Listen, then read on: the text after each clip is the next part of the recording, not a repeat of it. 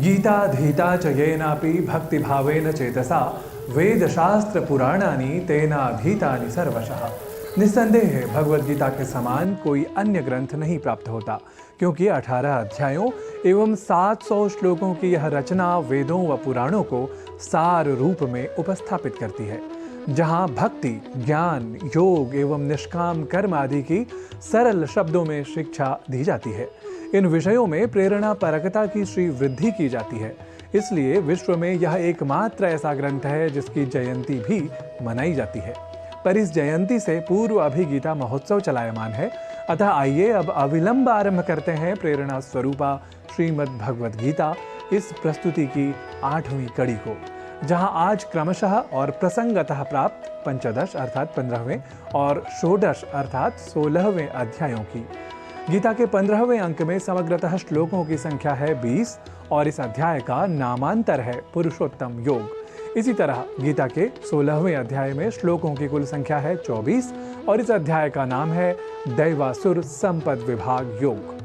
प्रस्तुत करते हैं अब उच्चारण की दृष्टि से 15वें अध्याय के प्रथम श्लोक को।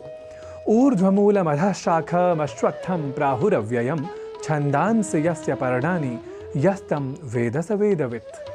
इसका अर्थ है कि ऊपर की ओर मूल वाले तथा नीचे की ओर शाखा वाले जिस संसार रूप अश्वत्थ वृक्ष को अव्यय कहते हैं और वेद जिसके पत्ते हैं, उस संसार वृक्ष को जो जान लेता है वह संपूर्ण वेदों को जानने वाला कहा जाता है।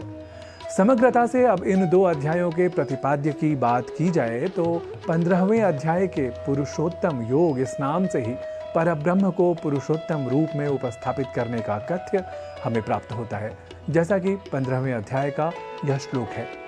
यदादित्यगतं तेजो जगत् भासयतेऽखिलं यच्चंद्रमसि यच्चाग्नौ तत्तेजो विद्धि मामकम्। यह बतलाता है कि कैसे पुरुषोत्तम अर्थात परब्रह्म के प्रताप से ही सर्वविध तेज की सत्ता है। इसलिए जो तेज सूर्य में स्थित होकर संपूर्ण जगत को प्रकाशित करता है तथा जो तेज चंद्रमा को आलोकित करता है और जो अग्नि में प्रकृष्ट ताप लाता है, ये सभी तेज उस पुरुषोत्तम के अंश मात्र ही हैं। इसी तरह अग्रिम अर्थात आगे के 16वें अध्याय में दैवासुर संपद विभाग की बात करते हुए अर्जुन में निहित दैवी संपदा का उपस्थापन कर दैवी संपदा की प्रशंसा की गई है, जैसा कि कहा गया है। दैवी संपद विमोक्षाय निबंधाय सुरीमता मां शुचः संपदम दैवीम अभिजातोसि पांडव। हे पांडव, दैवी संपदा मोक्ष के लिए और आसुरी संपदा बंधन के लिए मानी गई है।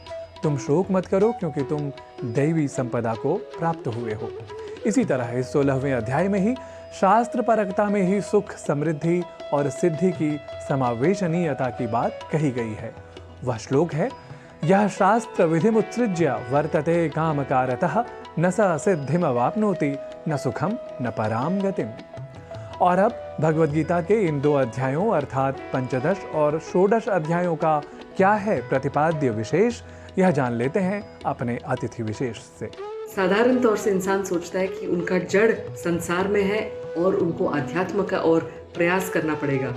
पंचदश अध्याय में श्री कृष्ण इसको पलटाते हुए कहते हैं कि वास्तविक में ऊर्ध्व मूलम अधः शाखम, हमारे जड़ अध्यात्म में है और हम जीते हैं संसार में। जो इंसान इस रहस्य को समझेगा वो बहुत ही शीघ्र उनके अध्यात्म जीवन की ओर अग्रसर हो सकता है।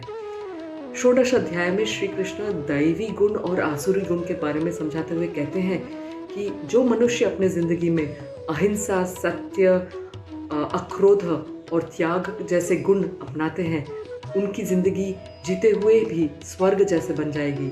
और जो इंसान अपनी जिंदगी में काम, क्रोध, लोभ जैसे आसुरी गुण को अपनाएंगे, उनकी जिंदगी नरक के द्वार जैसे बन जाएगी और वो यहीं पे जीते हुए कष्ट महसूस करेंगे। तो हम सोच समझ के अपने गुण को चुने और अपनी जिंदगी में उन्हें अपनाएं। और अब कवि सुशील की काव्य शैली का है क्रम। तो यहाँ प्रस्तुत है इन 2 अध्यायों अर्थात पंचदश और षोडश अध्यायों का सार स्वरूप। निखिल विश्व की इच्छाएं ही देती हैं जीवन को कष्ट, करते जो हैं ध्यान निरंतर हरि करते उनके दुख नष्ट। मैं अविनाशी आत्मरूप हूँ, मैं ही अर्जुन दिव्य प्रकाश, सूर्य चंद्र की ज्योति मंद है, ऐसा मैं अनुपम आकाश। सब दुर्गुण हो दूर दिव्यता, करती जिस नर में है वास, दैवी संपद युक्त वही हो, सबका करता नित्य विकास। काम क्रोध मद लोभ रहित हो, जो करता है उचित विधान। सकल सिद्धि दे उसको अर्जुन, करता हूँ उर्धाम प्रदान। तो ये थी श्रीमद् भगवद गीता के पंचदश और षोडश अध्यायों की विशेषताएं।